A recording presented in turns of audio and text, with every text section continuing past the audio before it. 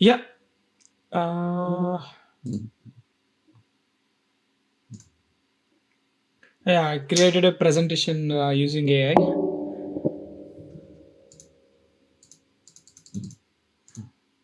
Yeah, this is the first one. Okay.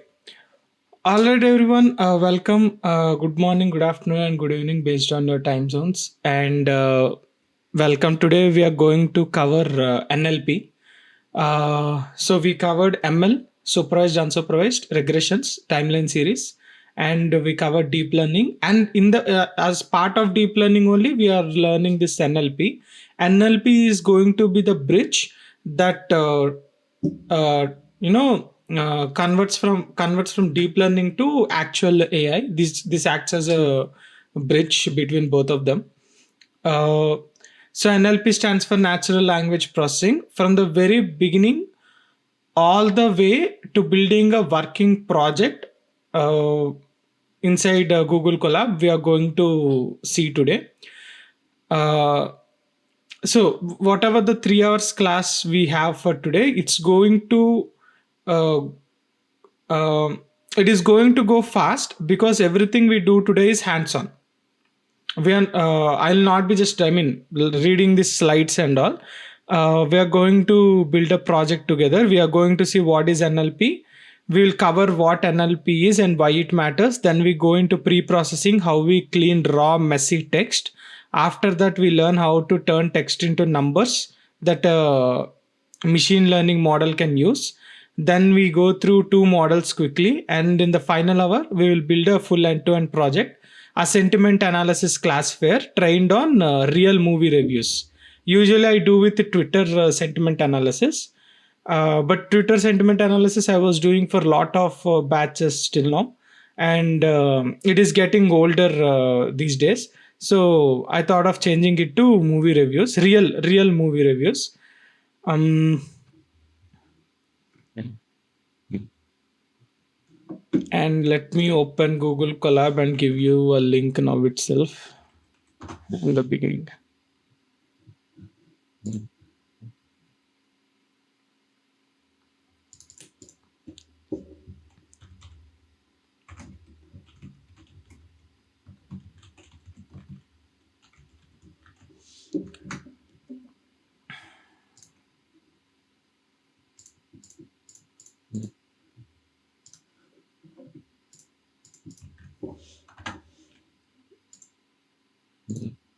Yeah, I shared it. But yeah, we are not gonna code now. Let's first see what is NLP and all. Then I'll talk about the next things. So this is how I divided the session into introduction, pre-processing, represented text, models, and project. I'll be sharing this presentation anyways. Okay. So what is NLP? NLP stands for natural language processing. It is the field of AI. It belongs to AI. Deep learning to AI. It is a field of AI that teaches our computer to read, understand, and work with human language. So till now, what we have done is till today, what all we are doing is we are giving data which is mostly consists of numbers. The AI doesn't know what it is. For example, I'm let's say we have done a housing project, a regression housing project, right? The machine don't know what data we are working with. It has some numbers. Those numbers we have put into an algorithm, and then we have done some predictions. But in reality, the computer doesn't know what is rooms mean, what the data, what is square feet mean. All of those things AI doesn't know. Our computer doesn't know. We have some numbers. The numbers are sent to the algorithm. The algorithm gives us some predictions, and we worked on it. But NLP here, it starts to understand the text, the context, and the understanding the context behind the text is nothing but NLP. So we are teaching the computer. It's like teaching the kid to learn alphabets. It's like teaching the kid alphabets, numbers, mathematics, counting, addition, subtraction, the context behind those things, creating sentences. First time the kid starts to speak, right? So that is what NLP is. I like to link everything to a child because it's exactly the same thing. Deep learning is where the child understands the patterns around the world, like how the mother looks, how the father looks from different angles, how the apple looks from different angles. That is all is deep learning, where he'll understand, he will understand the properties of the objects around him. Now we are moving for the next step forward, like from a 2-year-old kid we are going to a 3-year-old kid. So now we are teaching the kid our language, whether it can be Telugu, English, Hindi, Marathi, something, anything. We are teaching the alphabets, we are teaching the characters, we are teaching how to make sentences, how to form sentences, how to speak to us, and all those things.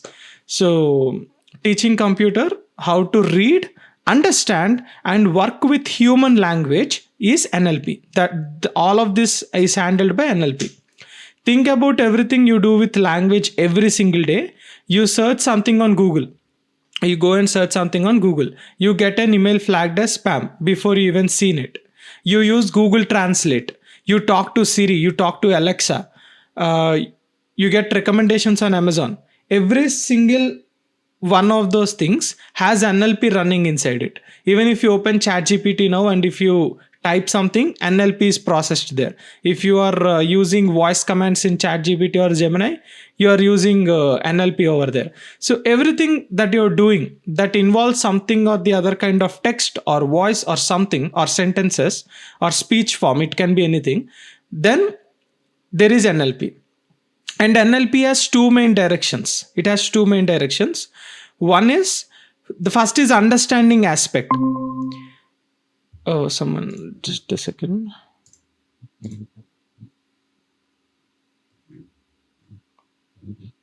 I just heard noise that someone joined.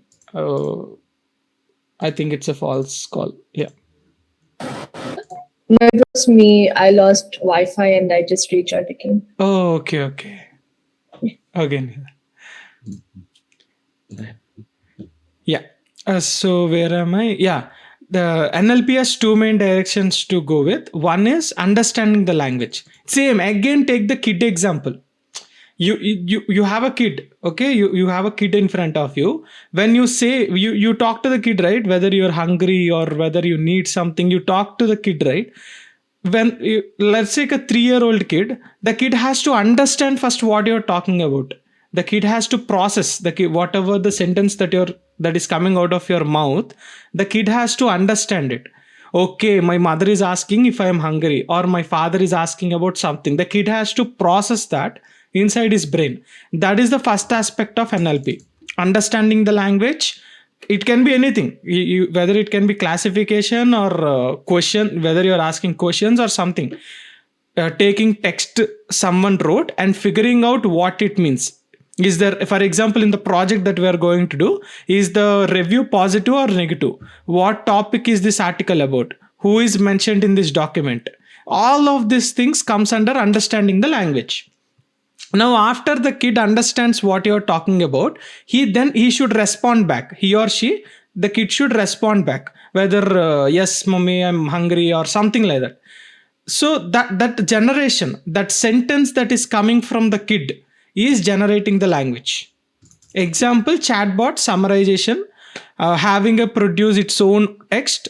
Chatbot summarizes large language models like ChatGPT, Gemini, Perplexity, all of this, Claude, all of these are examples of language generation tools.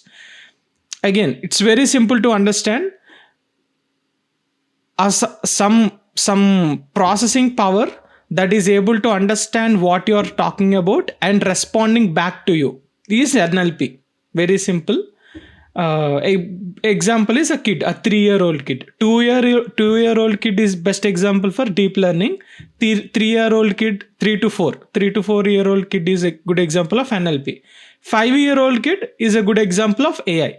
5 years is where any kid attains the consciousness. So 5 years is AI. So today we are going to I'll try to cover these things. And I hope already all of you have used search, translation, spam filters, voice assistants, chatbots, recommendation systems, and all of these things. Today, we are focused on understanding side, more of understanding side, because generating language is where AI agents comes into place. So today we will be covering only this aspect, understanding language aspect. Stay tuned. In the coming classes, we will be also going to generating language. I thought of combining both of these two things into one single class, but that is going to be a huge dump on you. So I divided that into two different things. Today we will be only covering understanding language. In the next class, we will be looking at generating the language. Specifically, also we are going to look at text classification. Our project is going to be on text classification, which is the most common starting point for NLP. Yeah. So any doubts still here? Anyone? On what is NLP and what we are going to do today?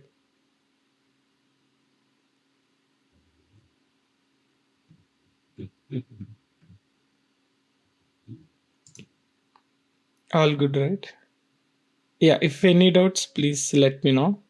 Yeah, thank you. Okay.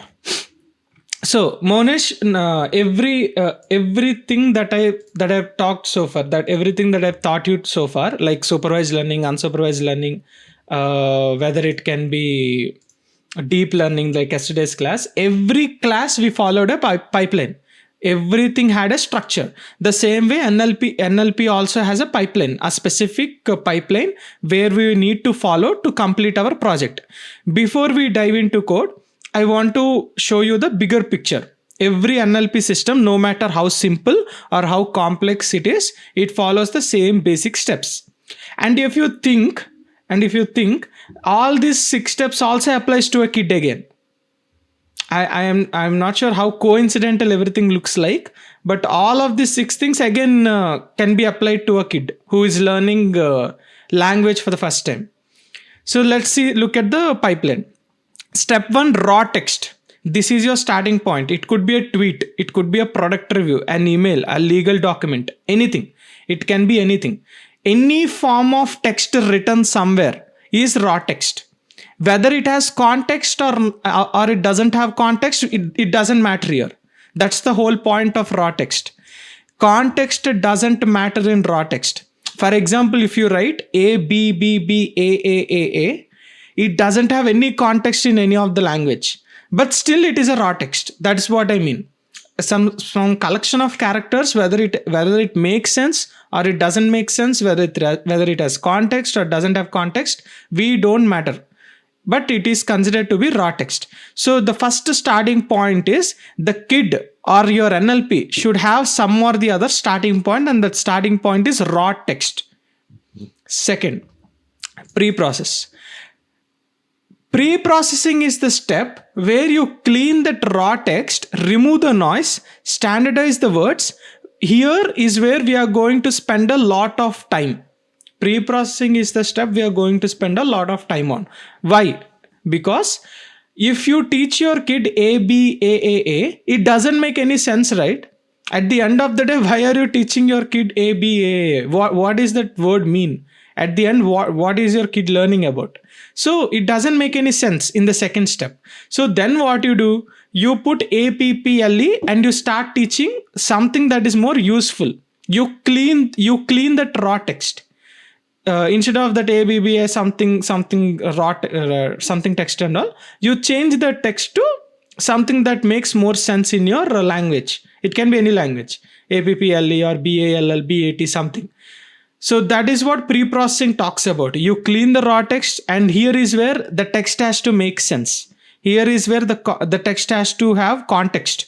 If in second step, if you whatever the text you have, if it doesn't have any context, all the next steps will fail.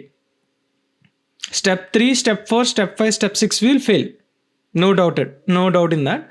So we have to spend more time in step 2, making sure whatever the kid is learning is a quality content. That is what we are aiming for. The kid will learn however whatever you teach. You teach ABA, the kid will learn it. You teach APPLE, the kid will learn it. But what quality you're teaching, what quality of sentences you're providing will shape the kid in the next steps. So here this is the very crucial step. This is where all the quality comes into play. The quality of your sentences, the quality of your language. Next is step 3. Step 3 is feature extraction. Here, instead of you doing more of the work, the kid will do more of the work. ML models cannot read words. A kid can read words, but a machine, it cannot read words. In the previous classes also I brought this point. ML models cannot read words. They only understand numbers. So here what you do is you convert the text into numeric representation.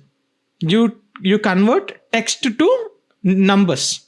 This is the things like bag of words and TF-IDF. These are the things there is some algorithms called bag of word. BOW means bag of words.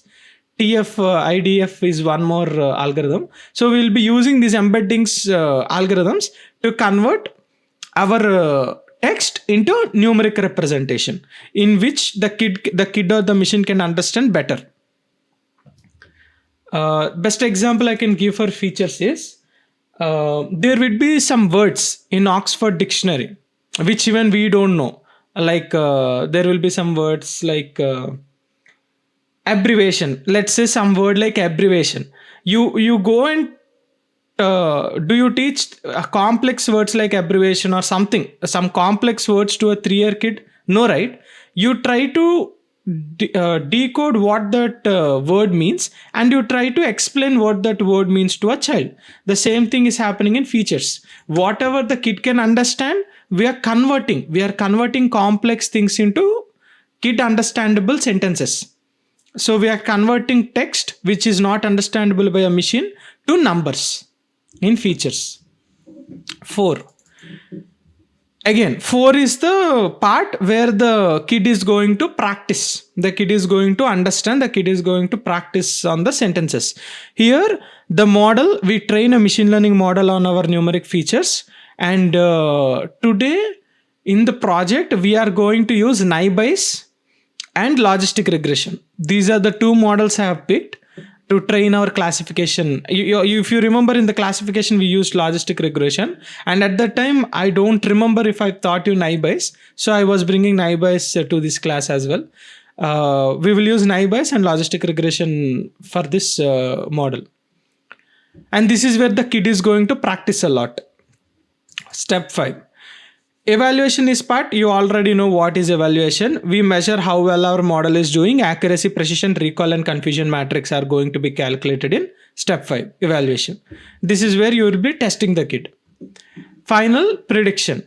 We run the trained model on brand new text it has never seen before. That will be the final goal. You're asking the kid to talk something is your prediction.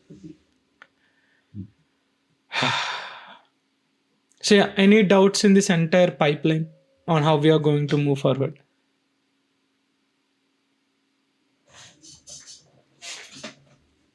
But yeah, if any doubts, please ask me.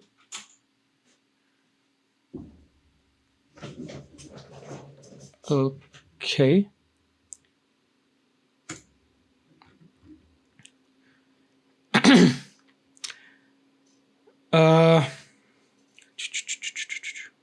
Yeah. So why is language hard for machines? Monesh, you at a point of time, machines are much smarter than humans. Then why do you think language is hard for machines? Now, before we code anything, I want you to appreciate why this is actually a hard problem.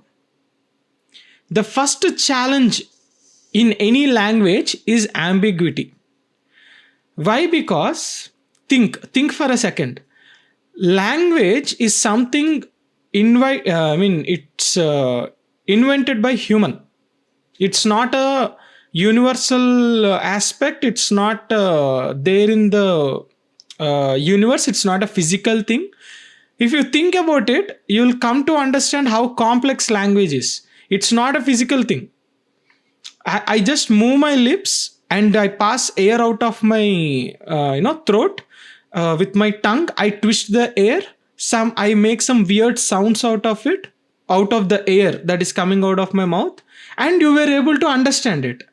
If you think about it, it's going to blow your mind. With just air and twisting the air in some particular way, I'm able to produce some sounds, and you are able to understand those sounds just by using air and my tongue and my lips also is giving some aspect there.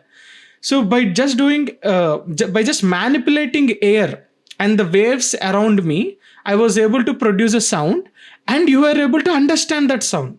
You were able to we were able to communicate because of that. So that is language. And the first challenge in this process is ambiguity. One word can mean totally different things. For example, the word bank in English, the word bank means a financial institution. It can be a bank where you go and get some money, but it also means side of a river. A river side, that flowing thing will be there, right? The side that is also called a bank in English. So, as a human, when we both are talking, because of physical attributes like the way you communicate, the gestures that you make, I will be, and because of the previous context that we both have, I can easily understand whether you're talking about a financial bank or whether you're talking about a river bank. Let's say, for example, uh, I and my friend, uh, we were talking about some money matters, okay? And suddenly he called me and he told me that, hey Monesh, let's go to a bank.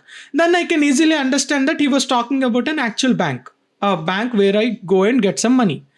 Let's take I'm talking with my wife or girlfriend or someone. Suddenly I get a call and suddenly she says like, let's go to a bank. It can be river bank also, maybe it can be a date or something. We don't know at that point of time whether it is a financial bank or a river bank. We don't know. Something based on the context, based on the gestures, based on the person, the meaning completely changes. That is what I wanted to say. And one more example I can give is bat. Even from my childhood, I have this problem. The word bat means an animal in English, and also a piece of sports equipment, cricket. I don't understand like that. Whether you're talking about the animal bat or whether you're talking about the actual physical bat. So there is lot of ambiguity in languages. It can be any language, even in Telugu, in Hindi, in all the different languages also we have some of these problems. Humans resolve this instantly from context. From context we can easily understand the ambiguity of the language, but machines have to be taught. Machines cannot understand the context behind it, because machines cannot see our physical gestures. Machine cannot see the relationship between humans and all. So the context part will always be a problem with machines, and machines have to be taught that context. That is first part. The second, that is the first and second parts. Context means the meaning. First one is the ambiguity that I was talking about. One word, multiple meanings. The third part is sarcasm. This is one more problem. If someone writes, if someone says, let's example, oh great, another Monday. Let's say I'm talking with my colleague, and my colleague calls me on Sunday evening or Monday morning, and he says, oh great, Monday morning or another Monday. So then I can understand the sarcasm behind his or her meaning. But a machine will not understand. What the machine thinks is, the machine thinks that my colleague likes Mondays, but only I know that it was sarcasm. So they probably do not mean great, but detecting this sarcasm is genuinely hard. Even for humans, it is sometimes hard, and for machines, it is even harder. Even I tend to miss some sarcasm sometimes. For machines, it will be really hard to understand this sarcasm. That is one more problem. Third, and I think I did not mention it here, slang. Yeah, slang. So one more problem is slang and evolving language. This is a problem that I was seeing from generation to generation. In like Gen Z, in the new generation, there were new words which even we don't understand. Like there will be one more generation that will be following it in the next 10 years, and they will be using some different slang which we will not understand. So what I'm trying to prove is, it's if someone writes that movie was sick, let's say this sentence, that movie was sick, that I mentioned here. So what it means for Gen Z kids, they easily understand that, okay, the movie was sick means the movie was great in their language. It means that the movie was great. But you go to from a 60-year-old man or a woman and you say the same sentence, that the movie was sick, they tend to understand that sick means bad, so they think that the movie is bad. So same sentence, but different generation, the meaning changes. This is one more problem. So our simple models today will struggle with this, and that is an important lesson. Simple models have real limits. And the fourth, the final, the nail in the coffin is text has tons of noise. Text has tons of noise. What it means: spelling mistakes, emojis, hashtags, URLs, mixed languages, abbreviations. All of this is noise. Monesh, what are you talking about? What is this noise? Go to Twitter, you will understand. Go to Twitter, try to understand, try to read some of the tweets. Some of the tweets I personally don't even understand. I can't even read what is written there. There will be some emojis written by some slang, some mistakes will be added there with some spelling mistakes and all. Even I can't figure out what they were talking about. The same thing even applies to machine. One of our main jobs in the second step of the pipeline is to pre-process that. Our main job is pre-processing in detail with all of that. So because of all of this, languages are really one of the hardest things to be properly understandable for a machine. Yeah, actually this slide is not required, but I just wanted to prove that how great languages are, if you think about it. So yeah, any doubts in this?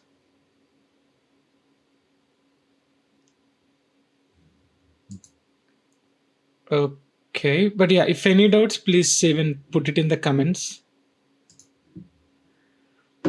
Okay.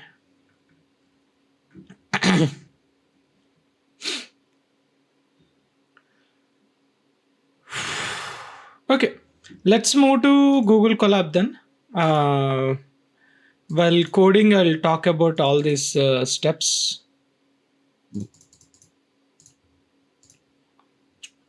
Okay.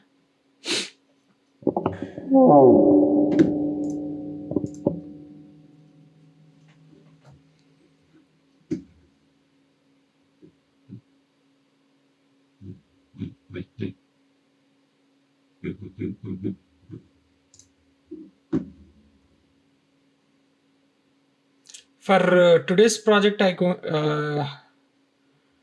think there's going to be a lot of libraries.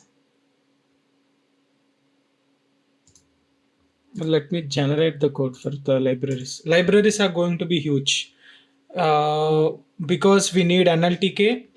NLTK means natural language processing library. NLTK, regular expression, string, NumPy, pandas, matplotlib, seaborn, word cloud.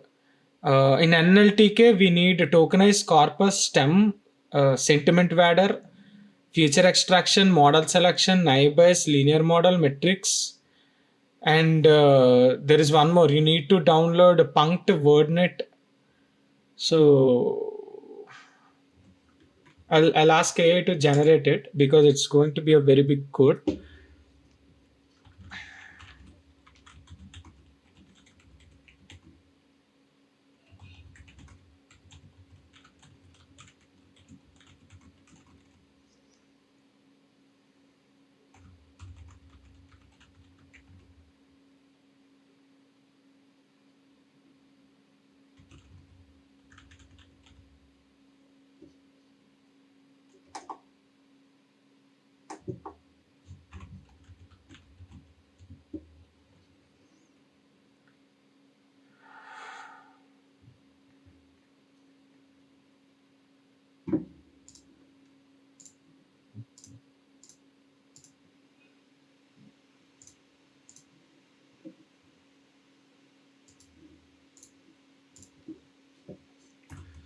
movie reviews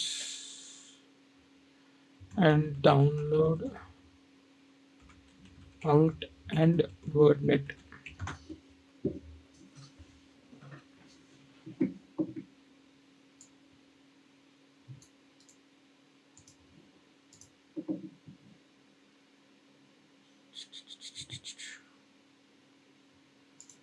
Mm.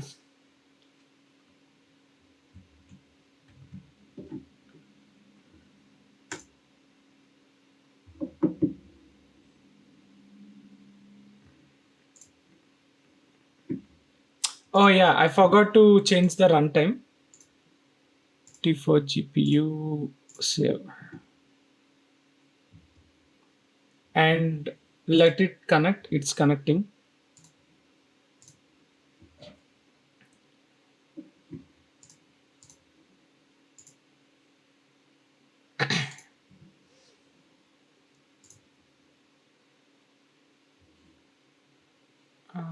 Run.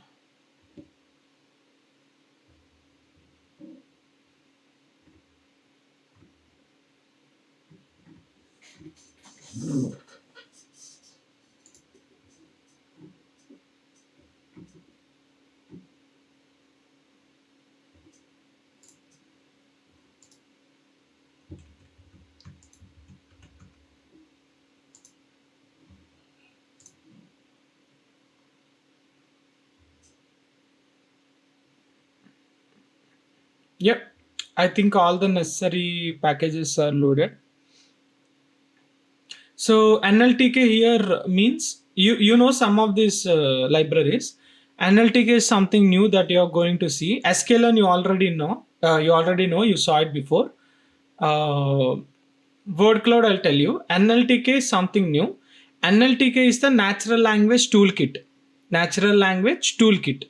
The classic Python library for NLP basics. Scikit-learn, you already know, it gives us the machine learning models and vectorizers. Pandas and NumPy, as usual, handles our data. Matplotlib and Seaborn gives us chart. Word cloud lets us visualize the most common words. I will use it and you will see like in a group of sentences, some words will be used a lot, right? You can visually see those most common words using word cloud. So yeah, I have shared this link. You can also run it in your notebook along with me if you want. Before going into this, Yeah, I'm getting an talking error. about tokenization. Yeah, It is saying, yeah. Yeah, sorry, Kamla. No, I was getting an error, so I wasn't sure why. Same code, right? Yeah, it's the same code. Let me just see if I can fix it. Yeah, and I think now I got it. Okay, I don't know why it was giving me some key downloader has no attribute. You and Yes, you sir. changed the runtime also, right? To T4. Yeah, I did change the runtime. Okay, I okay. always have the runtime tab. Yeah.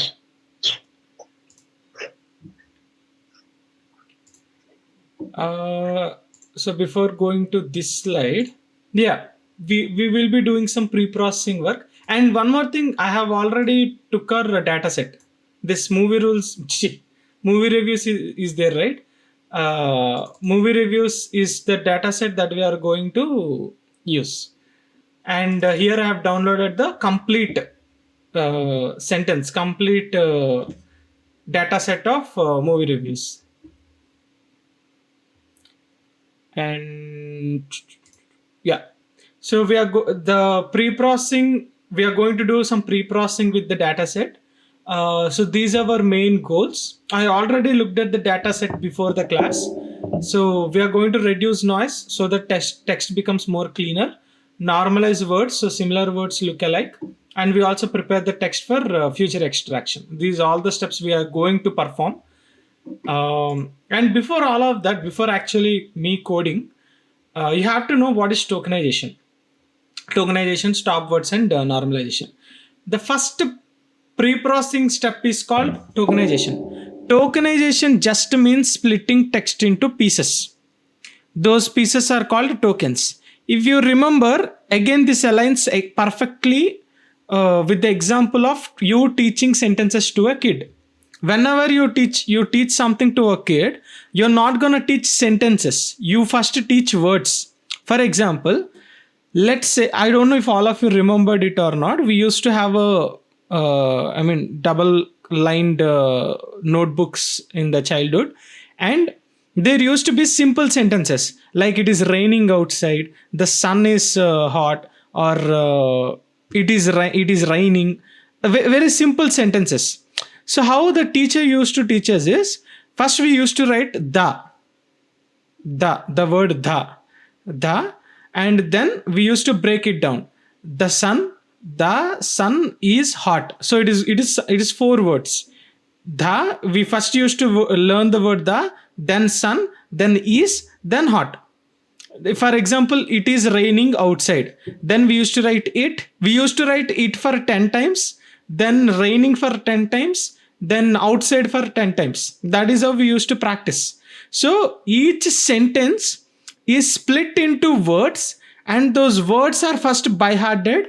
We understand the context between each word, then we combine it back to a sentence, and then we understand the complete context of the sentence.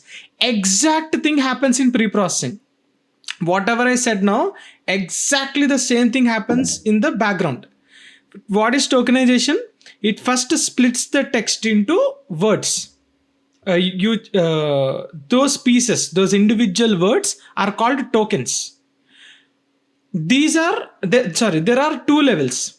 One is sentence tokenization. Sentence tokenization splits a paragraph into individual sentences, because first, usually it will be in paragraph, not sentences. Paragraph will be divided it into sentences. That is the first step.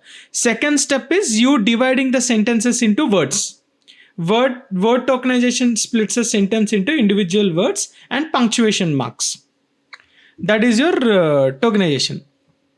Stop words is remove common words like the, is, your, our. All of these are something called stop words. Most commonly used words in a sentence. These are called stop words. So you can remove them. For example, even if you remove a stop word, the context of a sentence doesn't change. You can also try in real life. For example, let's say the sun is hot. I say the sun is hot. Remove the from the sentence and remove the is from the sentence. Sun hot. You will understand the context. Grammatically, it is very wrong, but you will understand the context. As a human to human, you will understand it. I instead of saying the sun is hot, I just say sun hot. You will understand it. I mean, as a contextual level. So you can remove the stop words to make your model understand the sentences faster. Next, normalization is nothing but some text will be uppercase, some text will be lowercase, sometimes there will be commas, sometimes there will be some tags and all, right, symbols and at the symbols and all. Removing all of those or standardizing all of it into a single format is called normalization. Why does all of this matter? Because everything else we do, like counting words, removing stop words, stemming will come later. All of that happens at the token level. We need to break that text down before we can process it. And let me give you an example on how we're gonna do the code for it. Text equals to let's put a big sentence. Natural language processing is amazing.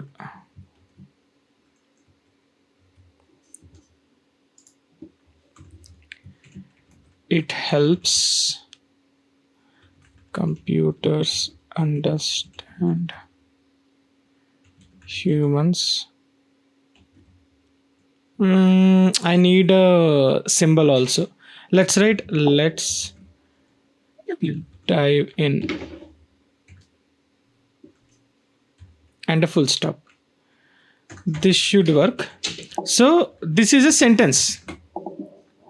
Whatever you see here, it has multiple, it has two sentences. One, I don't know if we can divide it here as a sentence, but commonly two, we can also divide it to be three.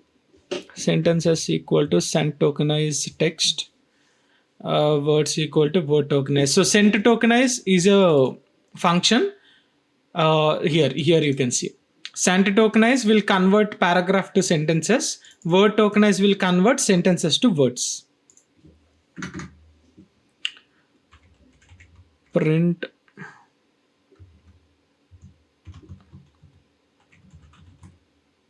sentence tokens, sentences, word tokens, words. Print total tokens, length of words. If I run it, you can see, oh yeah, it got divided. You can see exactly how paragraph is converted to sentences. You can see here, natural language process is amazing is one sentence. It helps computers understand humans is one sentence. Let's dive in is one sentence. So one big paragraph is converted into three different sentences. Now these three different sentences is again divided into words. Natural language processing is amazing, exclamatory, it helps the computers understand humans, blah blah blah blah blah. So totally you have 17 tokens. This is called tokenization. Notice here the punctuation marks like the exclamation point are in their own tokens, and this is important. We will need to filter out these kind of symbols later. So this is important part. Even symbols are its own are its own tokens. That's why full stop is a token, exclamatory is a token. Yeah.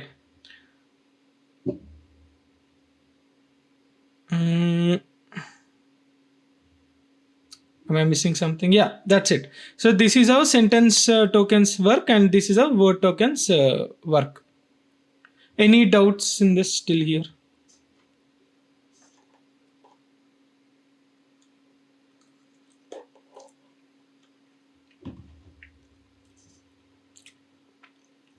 Okay.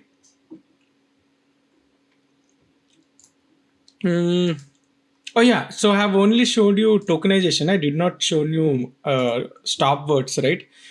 Yeah, so stop words. Stop words, as I said, the next step, and after tokenization, the next is tokenization is what this is all tokenization. This all comes under tokenization. So once tokenization is done, the next step is removing stop words. Stop words are words that appear very frequently in language but usually do not carry much meaning for tasks like classification. Words like the, is, and, of, to, all of these are stop words. And one of the key intuition here is if every document has the word the, let's say hundreds of times, that word is not going to help your model tell the difference between a positive and a negative review. It's just noise. It is treated as noise. So why we need it? Just remove it. Now there is one important nuance here. This is something that you have to note. Stop word removal is not always the right move. Most of the times it is the right move, but mark my words here, stop word removal is not always the right move. For tasks like question answering or translation, removing stop words can actually hurt you because those small words can help change the entire meaning. But for classification tasks, but for today's project, but for classification tasks like what we are going to do today, it usually helps. Removing it usually helps. But again, I'm saying, I was the same person who told you to remove, but again, I was the same person who's telling you always removing it is not the right thing to do. You have to understand the use case. You have to think whether you can remove it or not, and then only you have to remove. Mm, I'm just thinking of any example. Okay. Um,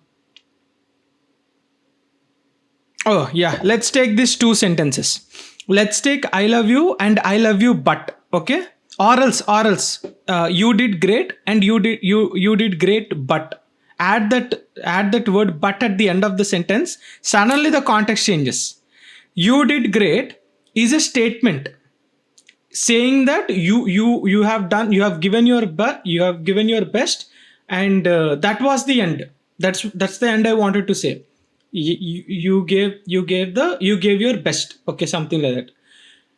In the second sentence, you gave your best but, and I stopped with the but, okay. Then the entire context shifts.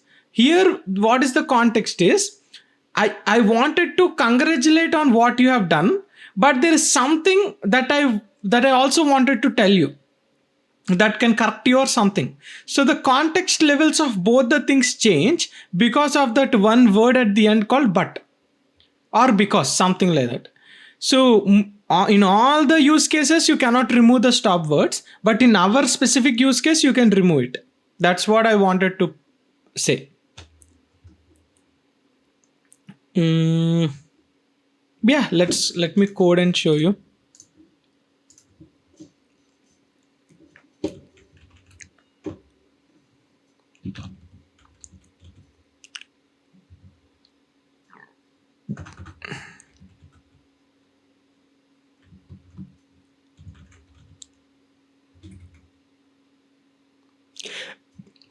Let's take a real movie review.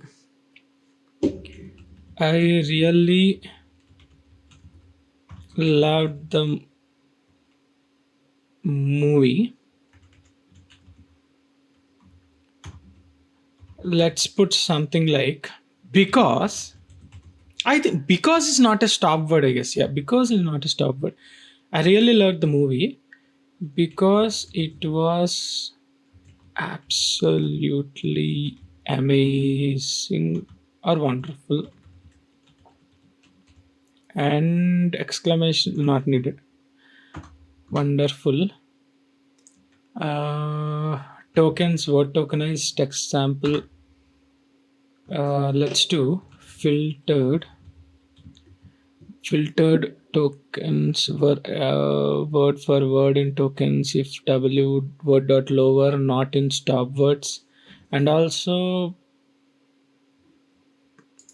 let's also put punctuation, not in stop words, and word word not in string dot punctuation, correct. Filtered text, not required. So I print original text sample, filtered the tokens, print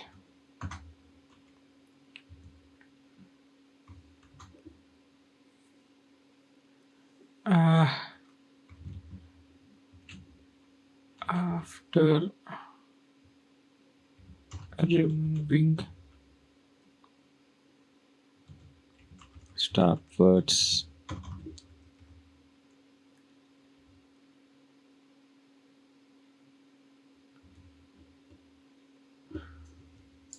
Oh, that is filter tokens. Okay.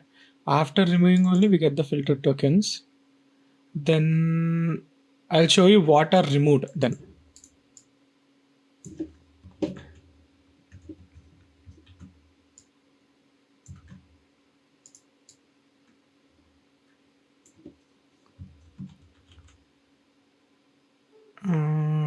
How do I print it? Let's do format of removed length of the tokens length of the tokens minus length of the filtered tokens.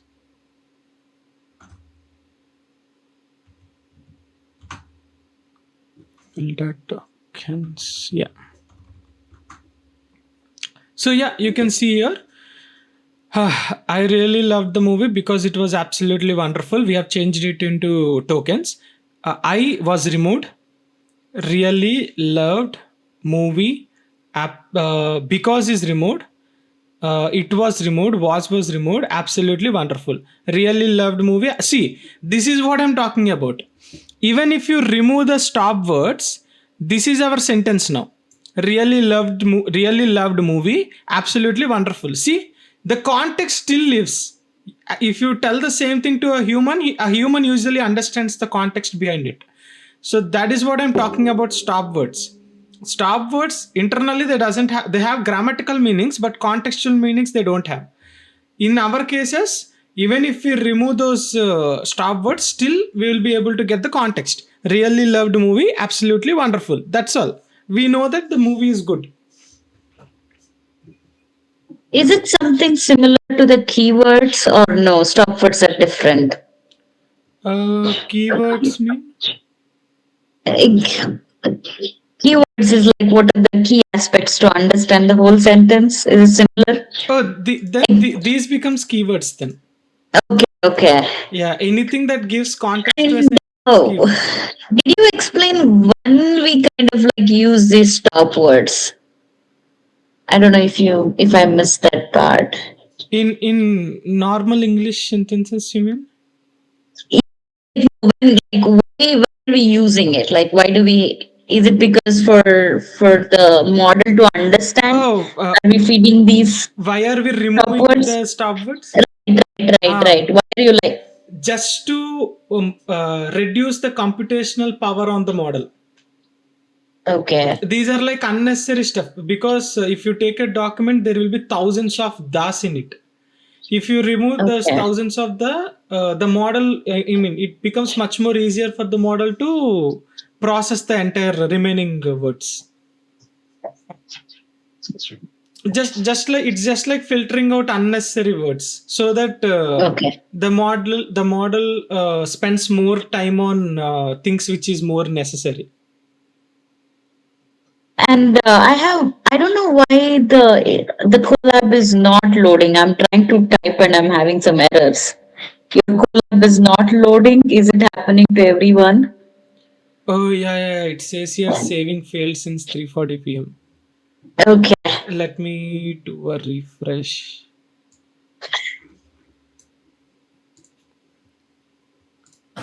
Can you share the collab link again? I don't have in my chat. Yeah, sure. Thank you. Thank you, Manish.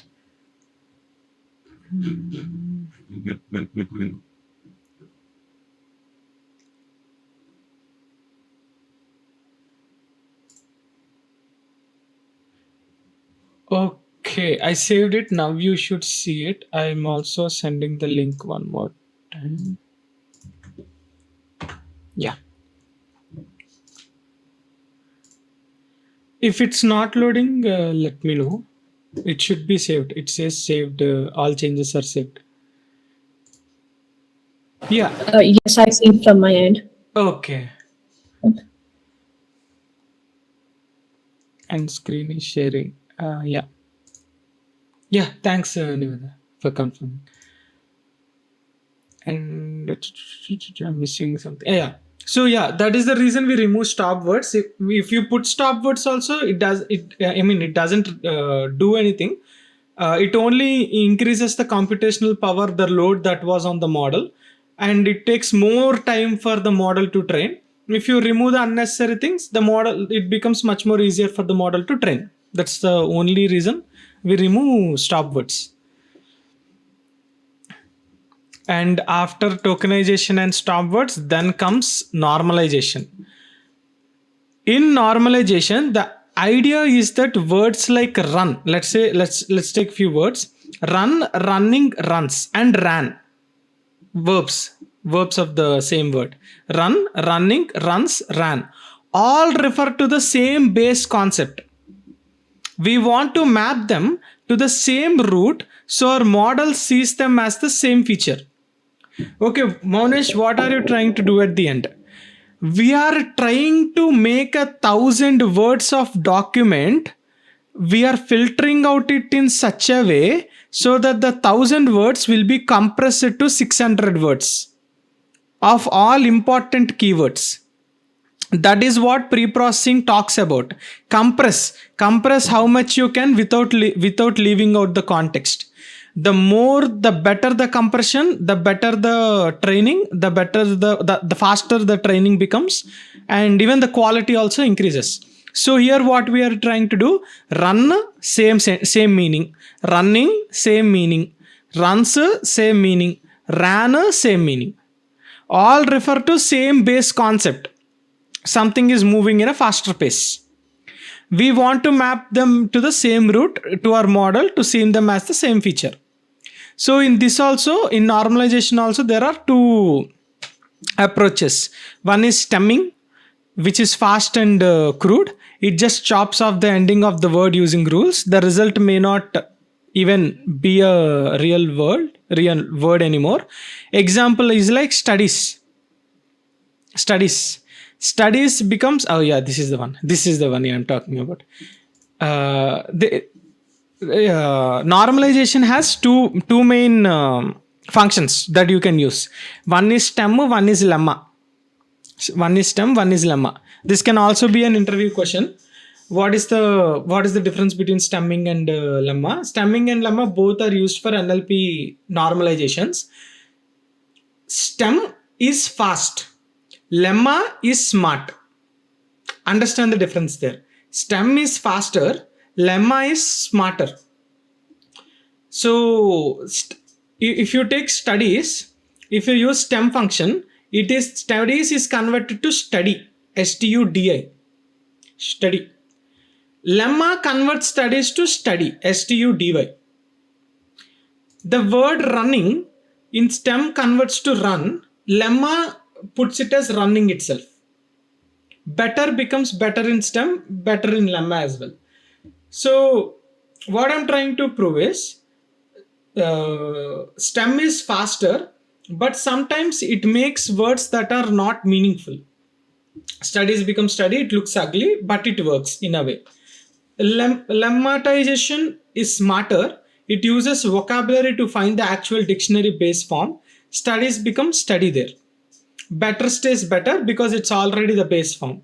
It is slower but produces clean results. So if you are working towards quality, use lemma. If you are working towards time or faster pace, use stem.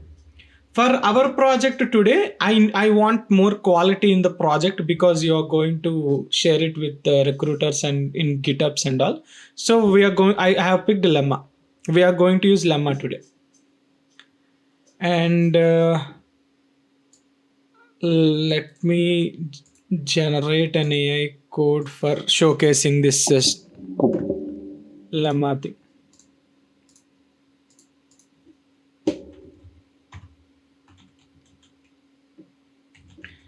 Generate Porter stemmer. Porter stemmer is the function for stemmer. And wordnet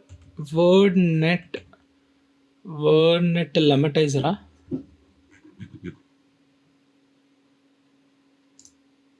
Yeah, wordnet lemmatizer on some words and show the results.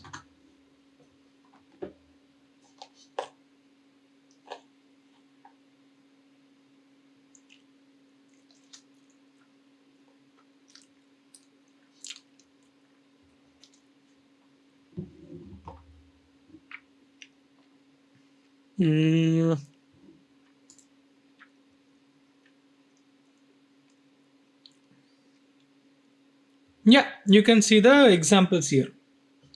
Really is converted to really, RELLI, which doesn't have any meaning. Lemmatized converted into really.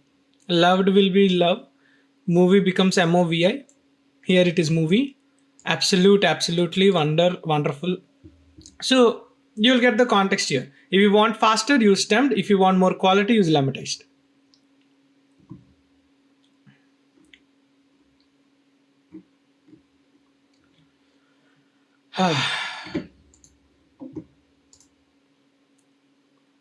Yeah. Any doubts still here till this moment?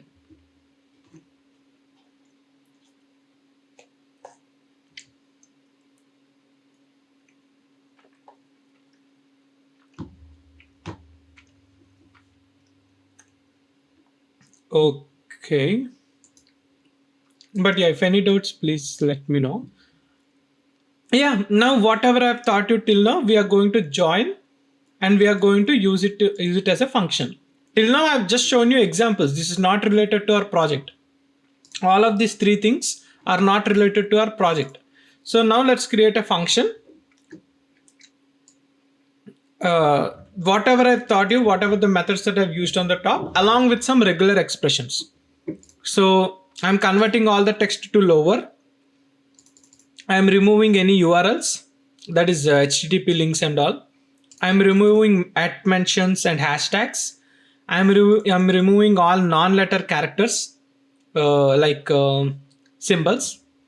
Mm, I'm doing the tokenization. I'm removing the stop words. I'm performing lemmatization on top of it. And if there are very small tokens like is like only two, less than two words, sorry, less than two characters. If there are any tokens that are less than two characters, that is also I'm removing. And then finally we are joining all the tokens. This is an example we have. I love this movie, exclamatory mark, exclamatory mark. It was hash amazing at Netflix and the URL. Now after me running it, let's see what the output looks like. This is the before, this is the after. This is what a proper clean pipeline looks like.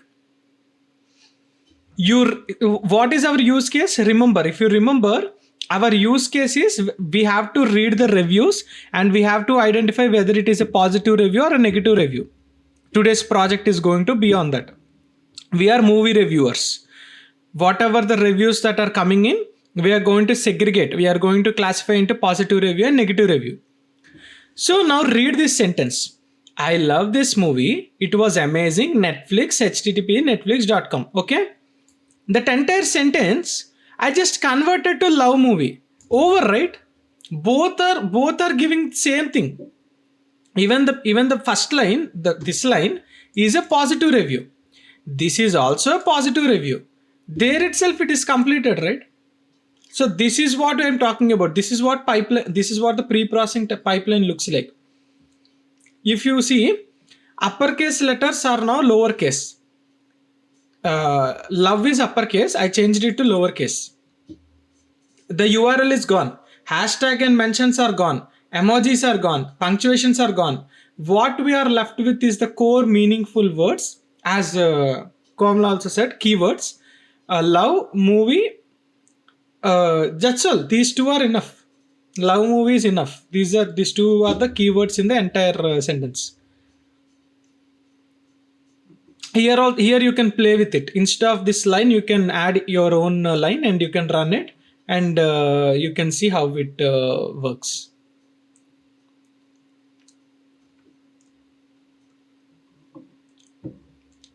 So yeah, any doubts still here? Anyone?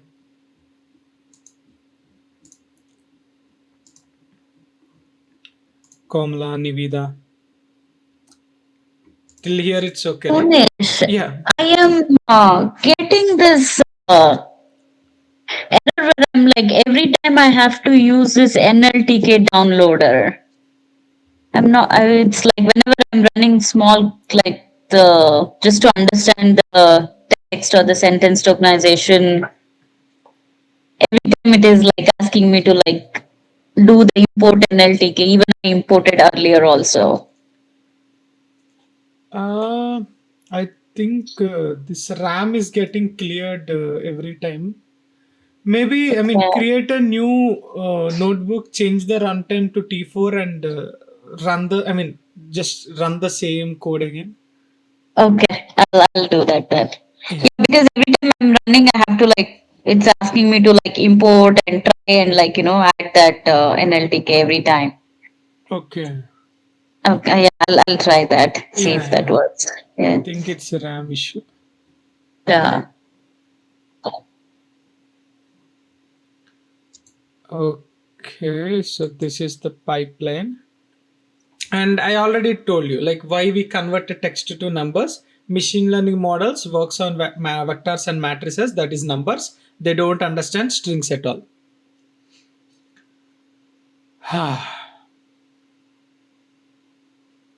um,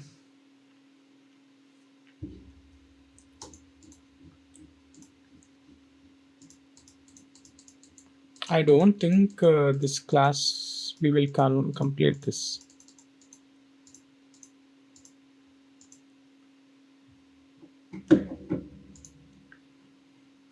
So next I go to back of words TF-IDF and n-grams. I don't want to take a break in between. Yeah, let's take a break right now. Let's take a 20 minutes of break. Because the thing is, next I will be starting bag of words, TF-IDF, and n-grams. All these three should go in one single flow. I cannot stop in between when teaching these three. Uh, by looking at the time, I have to give a break maybe after TF-IDF. So let's take a break now. And after the break, I will complete these three at a time because these three are so related. These three talks about the same thing. Yeah, and also you play with the sentences. I mean, if you don't have anything to do in the break, you can play with the sentence and you'll get the results. Yeah, see you after 20 minutes of break then.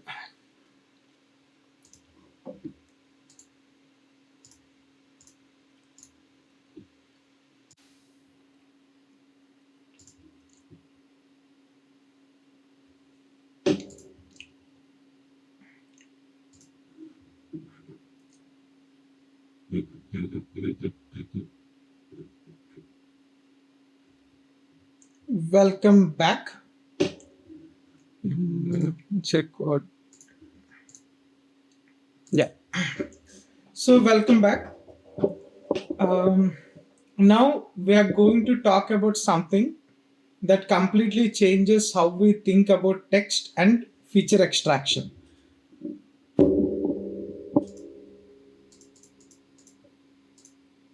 Yeah. Here is the fundamental problem. Machine learning models are all about math. They do matrix multiplication, they compute distances, they optimize numbers. But they cannot take the word love and do anything with it directly. They don't know the context behind those words. We have to convert our text into a number matrix first. The simplest way to do this is bag of words. This is the most easiest way to do it. The idea is take every unique word in your entire data set and make a column for it. Then for each document, count how many times each word appears. That gives you a row of numbers, one row per document. So every word is a column now. Here, if you take I love NLP. NLP is useful is there, right? Once after the conversion, I becomes, I mean, after all the transformation and all happens, love becomes a column, NLP becomes a column.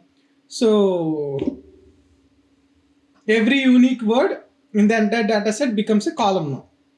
We call it a bag because we literally throw all the words into a bag and count them. We completely ignore the order here.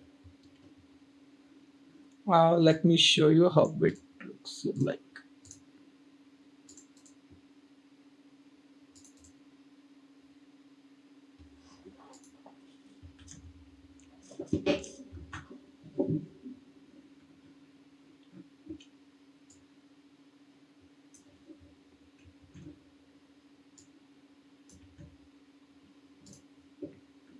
You can see here, you can visually see what I'm talking about.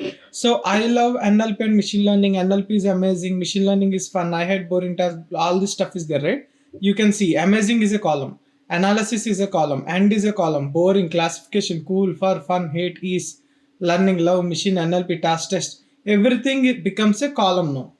So let's take our first sentence.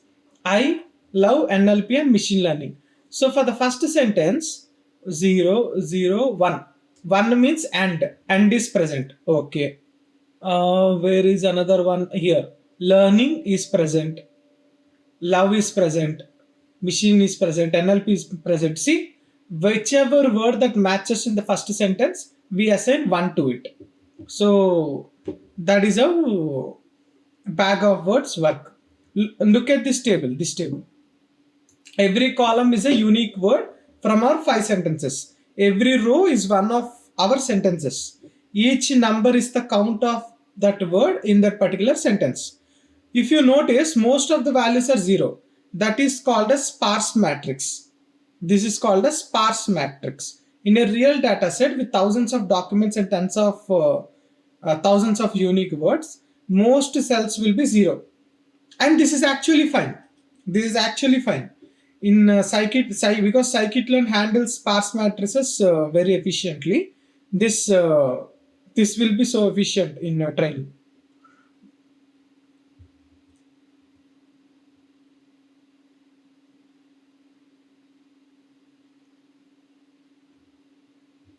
But there is a problem with this model. I mean, problem with this technique. Can anyone think of what the problem is? The one of the problem of using bag of words. I mean, from whatever I said now, that it is individually divided into words. There is a problem with it.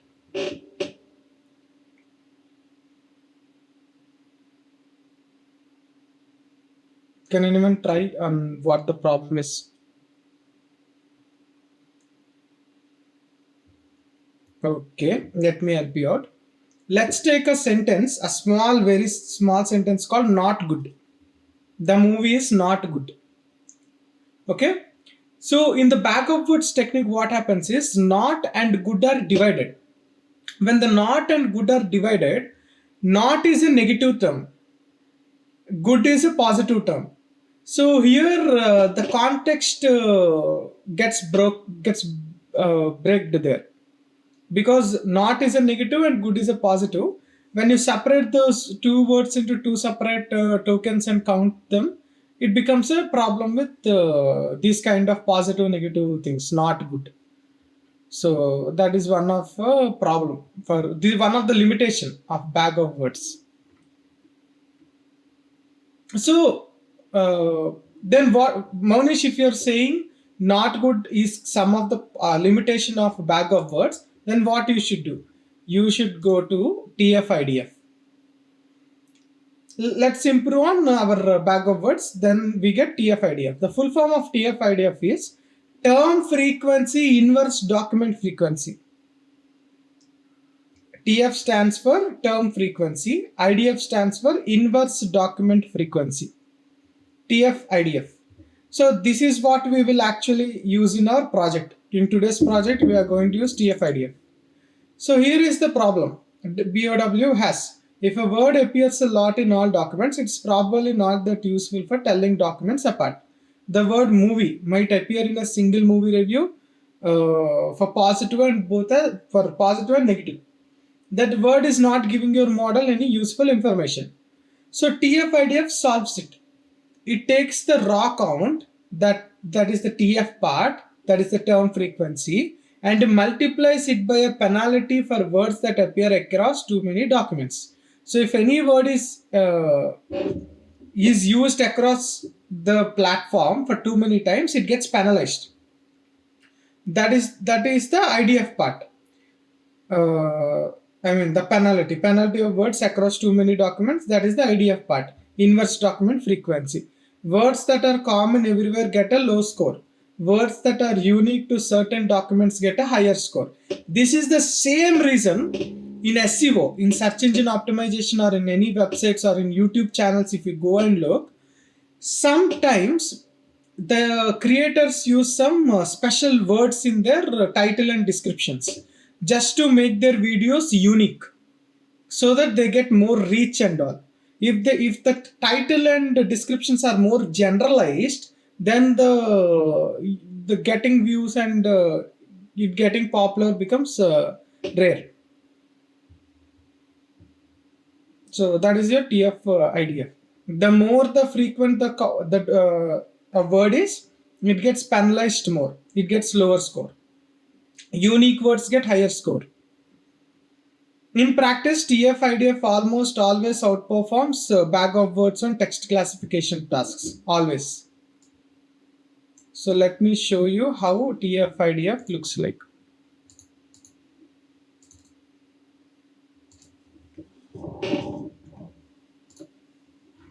Yeah. This is the output for TF-IDF.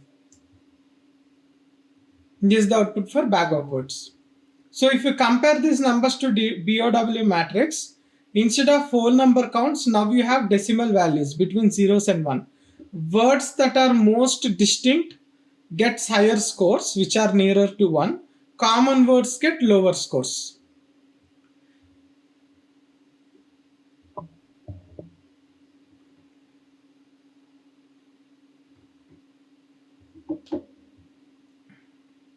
So any doubts still here in a bag of words or in TF-IDF? Any doubts on this?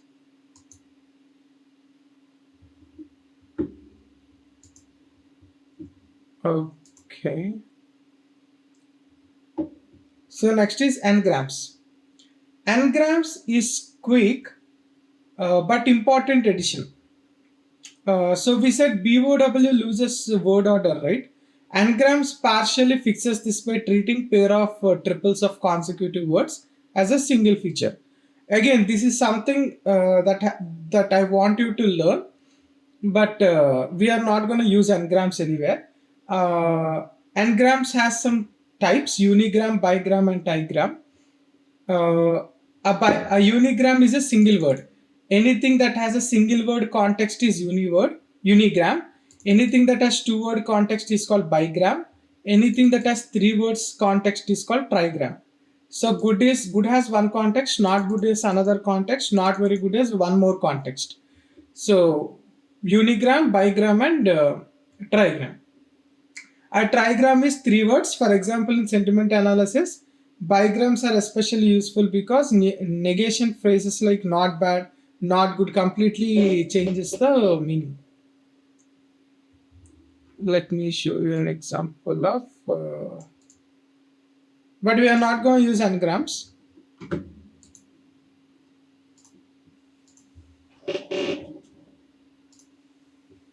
Yeah. So you see, now you have multiple words in a single token, like amazing for, and machine, hate, boring. So this is how it works. In our project, we will actually, I think we can use. Hmm. So what if someone puts a review like this movie is not good? Then it will be a problem, right? Yeah. So in our project, sorry, small correction. In our project, we will use ngram of range like 1 to 2, one word or two words. Like till bigram we are gonna use, which means we include unigrams and bigrams. This will help us to give rich features without blowing up the feature count too much. Yeah, we will include this into our project. I didn't thought of it, but suddenly it struck my mind. Someone may put a review, right? This movie is not bad, this movie is not good, something like that. So not bad and not good will change the meaning of the review. So we will add this into the project.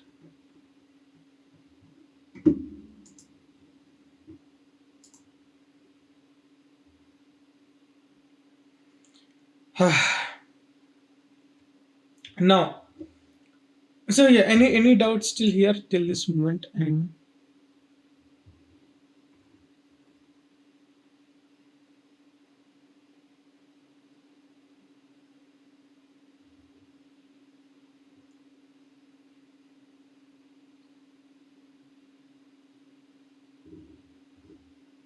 I think we are gonna end early today.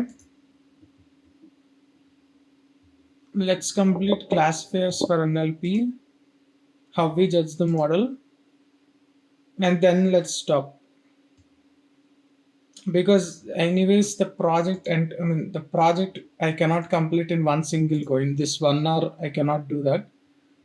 Let's go till the end of, start of the project, and then I'll continue the remaining in the next class. So yeah, text classifiers. Now that we have features, we need a model. I want to quickly cover two classifiers that work especially well for text. First is naive. It is a probabilistic classifier. It calculates the probability that a document belongs to a class given that words in it. It is called it is called naive because it assumes all words are independent, which is technically wrong. But surprisingly, it works in practice. It is very fast. It is easy to explain, and it has a strong baseline. Naive. Second is logistic regression. Logistic regression, I think we have done a project on using logistic regression. This is a linear model that learns a weight for each word feature. Words that are highly associated with positive reviews get positive weights. Words with negative reviews get negative weight. The model adds them all up and makes a decision. It usually performs better than naive, especially with the TF-IDF features. So in our project, I think logistic regression is going to win. In particularly our project, we will train both naive and logistic regression. We will compare them, but I want you to think of naive as your baseline.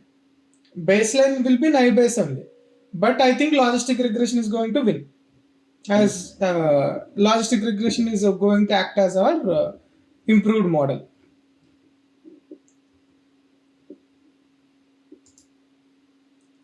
And how do we judge the model also? You already know, based on accuracy, precision, recall, and confusion matrix, we are going to judge our models. Any doubts still here? Okay, let's move.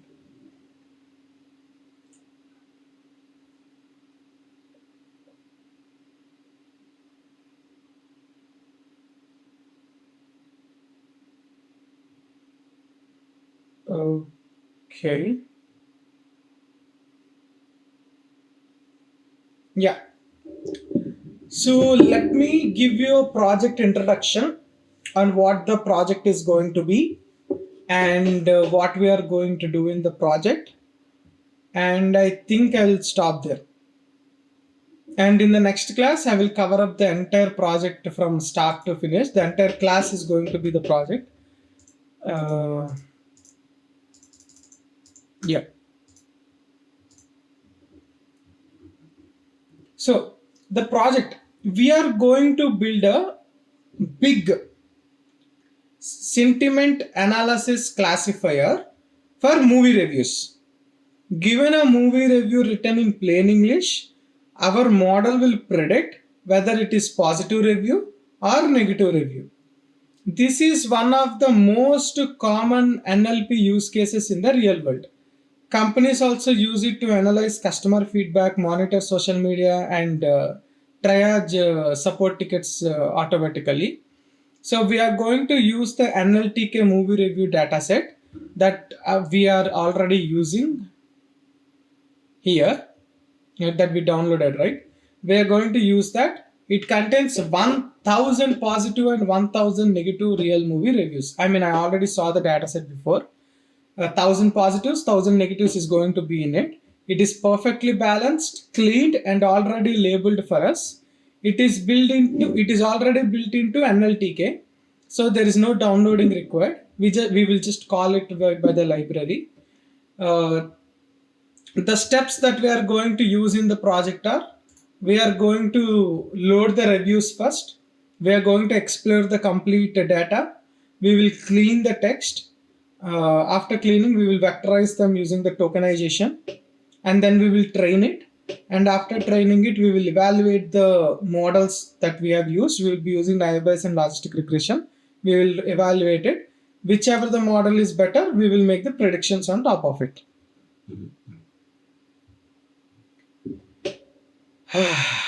So that is what our project is going to be on. Step by step, we are going to do each one of them.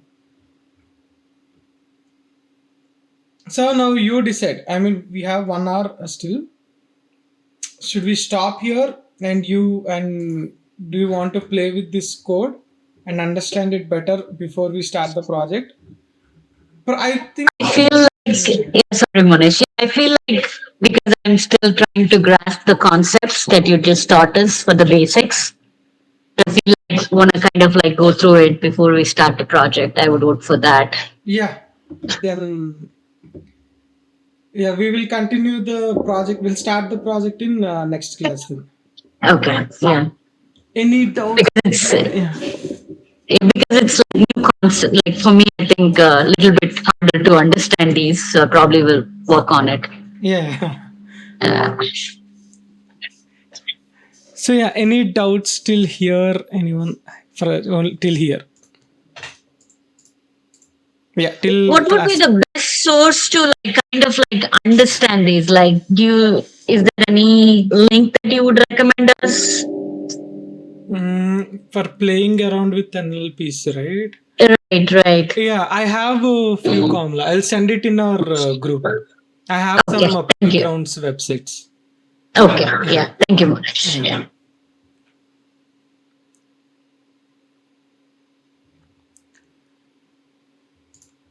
So yeah, that is all for today's class then. Love you all. Take care.